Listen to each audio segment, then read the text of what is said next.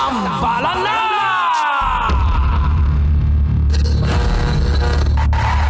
Ang tambalang kumikinang. Coliala and Diego Bandido.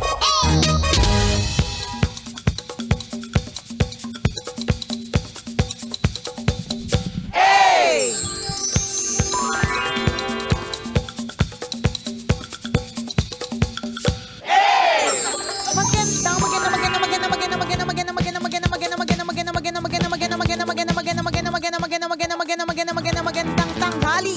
Kumikinang na ulo, Diego Bandido.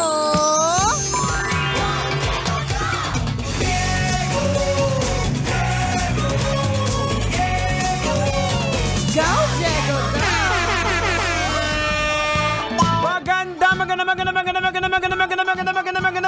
Magandang tanghali. Kumikinang ina.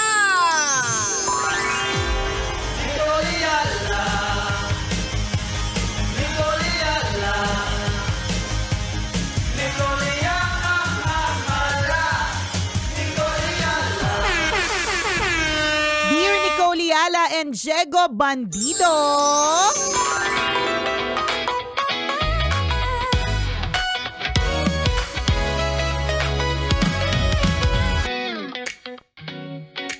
Nagtatalo po kami ng mister ko kaninang umaga. Dahil po dun sa nag-viral na video, nung nagkaroon po ng earthquake recently kung saan iniwan po yung isang nanay. Napanood niyo po ba yon? Ako napanood ko. Ako hindi Kwento pa ko sa'yo. Nagtatalo kami kasi magkaiba yung opinion namin tungkol dito. At dahil dyan, ngayon, nasistress ako kasi hanggang ngayon, mainit pa rin ang ulo namin sa isa't isa. Yun lang po, tambalan na sana magbati na po kami. God bless. Ayan. Yung pagbabati naman, kontrolado niya naman po yan. Oo. Meron lang talagang dapat na isang tao Magpakumbaba. dyan na magpakumbaba para tigil na, matapos na, ganyan. Oo. Kailangan lang ganun. Kasi kapag patuloy yung pagtaas ng pride, Oho. patuloy yung parang katulad na pakikipagdebatin about politics, religion, gender, ganyan. Oo. Hanggat walang magtitigil, Tama. hindi siya matitigil eh. Tsaka so hindi- dapat may isang magsasabing, stop, Oo. okay na. Tsaka hindi naman sa lahat ng pagtatalo ay dapat may manalo. Pwede naman Totoo siya, din. okay, let's beg Leave it to- at that. Agree to disagree. Oo. Ayun, that's Ganun it. lang talaga. Kasi hindi mo talaga makukumbinsi yung isang tao sa paniniwala mo. Correct, kung yun yung kanyang paniniwala. Oo. So yung video na yun na nag-viral kasi 'di ba may CCTV footages na Aha. nakita. So yung CCTV footage is footage sa dining area. Basta may nanay, may matanda na babae na nakaupo sa dining. Obviously kumakain sila nun. Tapos merong bata sa Aha. tabi niya. Tapos biglang lumindol.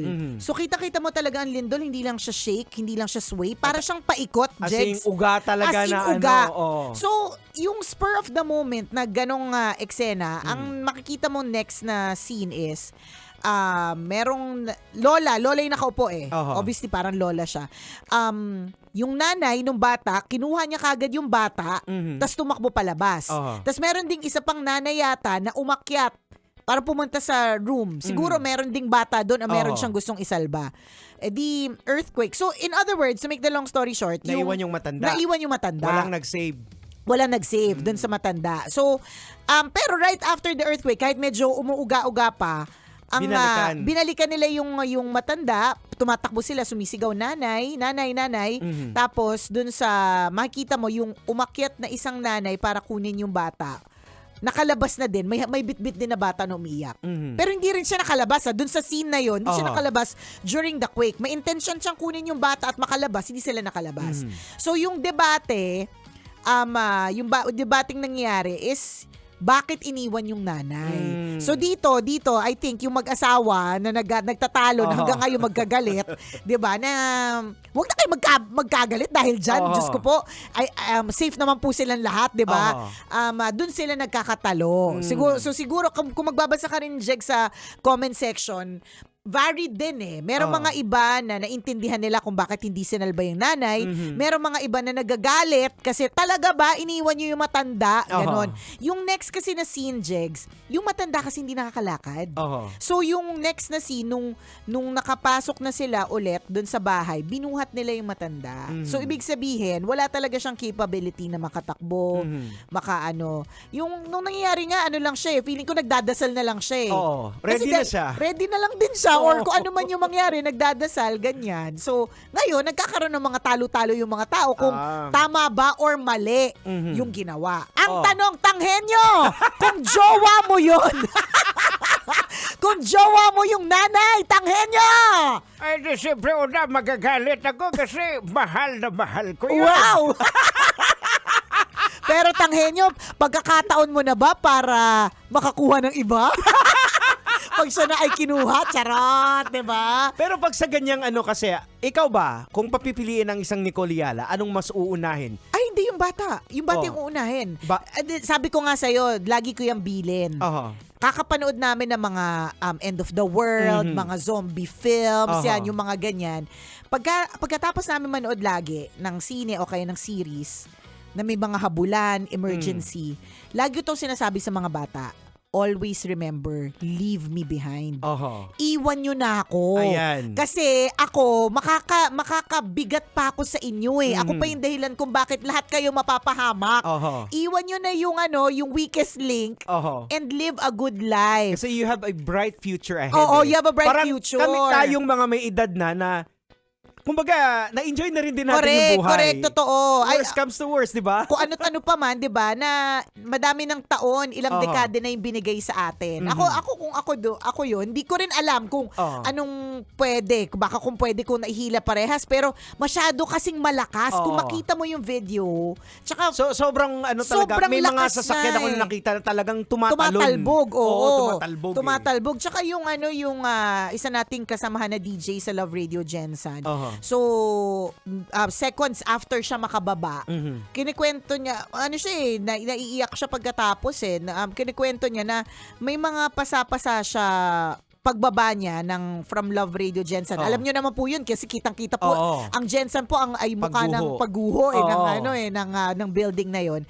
Kasi yung pagbaba ay napakahirap dahil ang lakas ng alog, hinahampas-hampas. So hindi siya yung para bang pag nandun ka sa sitwasyon, sasabihin mo, hindi ko ako yan, dapat 2 tao yung nabuhat ko. Mabuti kung kaya mong nabuhat. Buti nga nabuhat niya pa yung bata eh. Sa totoo lang. Kasi sa nangyari na yun, it will all boils down doon sa default natin na mga tao. Mother's instinct. Yan. Diba? Mas uunahin mo yung anak mo. Correct. So, hindi na yun dahil nag-iisip. Automatic, yun yung reaction ka agad eh. Actually, no-brainer yun eh. Actually, no-brainer yun yung ginawa ng nanay, no-brainer talaga. Reflection binitbit yung bata, tumakbo palabas. Reflection Siguro may intention din siyang tumakbo palabas, iwan yung bata para kunin yung nanay pagkatapos. Kaya lang wala na talagang way. Tas segundo lang din naman kasi hindi naman tumagal ng more than a minute. Tama ba? Hindi ako sure. Tas yung isa nga nanay na pumasok pa sa kwarto para isalba yung bata, hindi na rin nakalabas eh. Kasi nga, ang instinct niya is i-save ko din. Diba? Hindi niya rin, yung anak, hindi niya rin inintindi muna si nanay. Ang una niya muna din is akatin ko kung saan man o kaya pasukan yung kwarto, i-save ko rin yung bata. So parang ganun ang nangyayari pag nagkaroon ng high pressure dun sa utak mo, ang unang papasok talaga sa nanay yung anak eh. So instinct kung talaga yan. Ikaw na naka-check-in yung nanay mo nagtatrabaho ng sobra-sobra, ikaw yung iniisip ano pinagagawa mo. Correct. Laging iniisip ka ng nanay mo, lagi ka iniisip ng magulang mo. Hindi na kasi dapat pinagdidebatihan yung kasi hindi naman pinag-isipan yun eh. Hindi. Hindi ka na makakaisip sa actually sa mga ganun eh. Feeling ko talaga hindi ka na makakaisip, hindi ka na wala. Instinct na lang talaga. Adrenaline rush. Kung ano man yung mga pwedeng maisalba, sino man ang pwedeng mabitbit na kaya. Diba? Yun. So hindi siya dapat pinagdedebatihan. At huwag na kayo mag-away, Mr. at Mrs. dahil dyan una sa lahat, mukhang okay naman sila. Tapos Magre-rebuild na lang sila. Of course, may trauma yun para doon sa pamilya and all. This is something that they will remember for many years or baka more than a decade pa, diba? But wala namang masamang nangyari Oo. na at least dun sa buhay nila. Oo. Yung mga gamit naman pwede namang i-rebuild yan, pwede namang ipunin ulit yan, yung ganun. So balik tayo dun sa nag-PM sa amin. Dahil dyan, wag na kayong mag-away. Parang katulad Tama. lang yan ng nag-friendship over ng dahil sa kaibahan sa politics. Nag-friendship over dahil may gusto kang iboto, tapos yung isa di mo trip. Correct. Ano ba? Wala naman pakialam sa inyo yung politiko, yun yung totoo eh. Ayan, kaya nga diba? dapat i-practice din natin sa mag-aasawa, sa trabaho na sometimes we agree to disagree. Meron lang talagang ganon. Oo. Minsan may mga bagay na kailangan na lang tanggapin. Oo, Hindi na pakinggan- kailangang oo. tapusin. O, okay na yan. Oo. Kasi Oo. hindi mo na mababago din ang paniniwala ng isang tao kung yun yung paniniwala niya. Ang importante, nasabi mo yung sa'yo, nasabi niya rin din sa kanya. Wala kinakailang makumbinsi. Kung pumayag siya, edi okay. Thank Pero you. kung hindi, wala. wala tayong magagawa. Kaya iwanan mo, leave it that way. Agree to disagree. Tapos. Hindi, tsaka higit sa lahat, hindi nyo naman kilala yung I mean, concerned kayo kasi kapwa nyo Pilipino, pero para posibleng hindi na kayo mag-usap. Alam mo, ito yung overthinking ni na nag-iisip ha.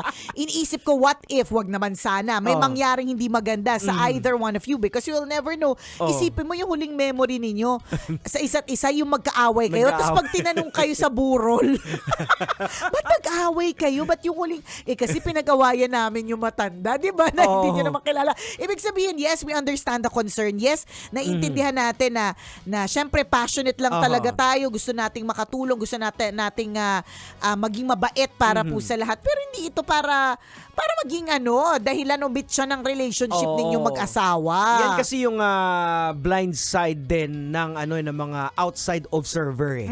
Kasi unang-unang wala ka doon sa Wala loob ka doon. during nangyayari. Correct. Yung dynamics nun hindi mo alam Hindi eh. mo alam. So nakita mo sa surface lang. Parang so, ikaw, ang dami doon sa comment section na Oo. magagaling.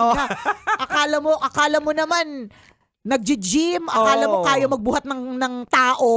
Kung makapag-comment sila sa comment section na, ay kung ako yan, nabuhat ko yung dalawa, di ba? Hindi ko wala akong iiwan, ganyan. hindi na gumagana yung utak mo doon Wala sa na. moment na yan eh. Naging autopilot siya. So, yung reflexes mo, kahit kung minsan yung galaw mo na hindi mo alam. Kaya kung minsan, di ba, yung pag nag-kick yung adrenaline natin, nakakabuhat ka ng prejudice. Correct, totoo. Na hindi mo mabubuhat sa kasi Oo, yung utak on an mo. ordinary day, hindi mo mabubuhat. Ay, naalala ko lang yung eksenang ganyan nung kinagat ng malaki kong aso, yung maliit kong aso. Ang laki-laki ni King eh, yung Yung poodle giant namin, poodle yung mo. giant poodle. Kinagat niya, sinakmal niya sa leeg, yung toy poodle. So, tas kahit anong gawin namin, mas lalo namin siyang hinihigit, parang mas lalo niyang kinakagat yung leeg. yung leeg. Sabi ko sa'yo, una, hindi naman ako tumatakbo na mabilis, pero nakatakbo ko na mabilis at nakakuha nabuhat ko yung balde na hindi ko naman binubuhat na maraming laman ng tubig at naibuhos ko. Na on an ordinary day, kung may choice ako wag magbitbit ng balde, gagawin ko. 'Di ba? Pero dahil sa adrenaline rush, hindi ko rin matandaan kung paano ako umabot doon sa CR at Hindi mo na ma-recall Hindi ko na yung- ma-recall eh. Oo. Basta ang na-recall ko na lang, naibuhos ko at naghiwalay sila. Tapos pagkatapos nun, umiiyak na si Princess. Kasi nga, sinakmal, ganon. Oo. Kasi again, tandaan po natin pag may mga ganitong mga emergency, yun, instinct ng tao, self-preservation. Correct. Totoo Diba? yan. Kasama pa rin po, tambalang kumikinang.